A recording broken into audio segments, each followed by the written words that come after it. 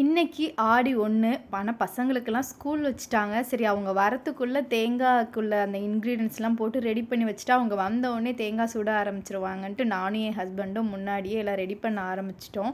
அவரு வெளியே வந்து அந்த குச்சி செதுக்கிட்டு இருந்தாரு. நான் தேங்காய்க்குள்ள போடுறதுக்கான இன்கிரீடியன்ட்ஸ்லாம் எடுத்து வச்சுட்டு இருந்தேன். அவல் இருக்கான்னு கேட்டாங்க. இருக்குன்னு சொல்லிட்டேன் அவசரத்துல. அப்புறம் பார்த்தா ஒயிட் கலர் அவல் இல்ல. ரெட் கலர் தான் இருந்தது. சரி இத வச்சே மேனேஜ் பண்ணிடலான்ட்டு அப்புறம் அதையே எடுத்துக்கிட்டேன். பசங்க வரத்துக்குள்ள ரெடி பண்ணலான்னு பார்த்தோம். பட் அவங்க வந்துட்டாங்க. அதுக்கப்புறம் தான் தேங்காய்க்குள்ள இருக்க தண்ணியை எடுத்துட்டு அப்புறம் கடலை, எள்ளு இதெல்லாம் போட்டுட்டு அப்புறம் தேங்காய்லேருந்து எடுத்த தண்ணியும் இதுக்குள்ளேயே ஊற்றியாச்சு. அப்புறம் ஜிஞ்சுக்கு ட்ரெஸ் மாற்றி விட்டு அவனையே மஞ்சள்லாம் பூச சொன்னோம். அவன் ஜாலியாக என்ஜாய் பண்ணி இந்த வேலையெல்லாம் செஞ்சிட்டு இருந்தான். அப்புறம் 3 தேங்காய் ரெடி பண்ணியிருந்தோம். 3க்குமே மஞ்சள் பூசி சுடுறதுக்கு ரெடி பண்ணியாச்சு.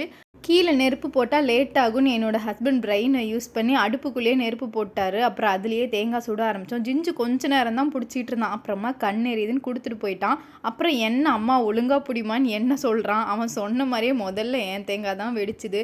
இதெல்லாம் பார்க்கும்போது என்னோடய சைல்ட்ஹுட் மெமரிஸ் தான் ஞாபகம் வருது. நான், என் அண்ணா, தம்பி, அப்புறம் சித்தப்பா பையன், நாங்கள் 4 பேர் தான் இது மாதிரி தேங்காய் சுடுறதெல்லாம் இன்ட்ரெஸ்ட் காமிப்போம். யாருது முதல்ல வெடிக்குது, யாருது குச்சிலேருந்து கலண்டு விழுது, இப்படியெல்லாம் பார்த்துட்டு ஜாலியாக இருக்கும் அப்போது. இப்போது நம்ம பசங்களுக்காக எல்லாம் மாறியாச்சு. தேங்காய் சுட்டு சூப்பராக சாப்பிட்டு ஆடி 1 செலிப்ரேட் பண்ணியாச்சு.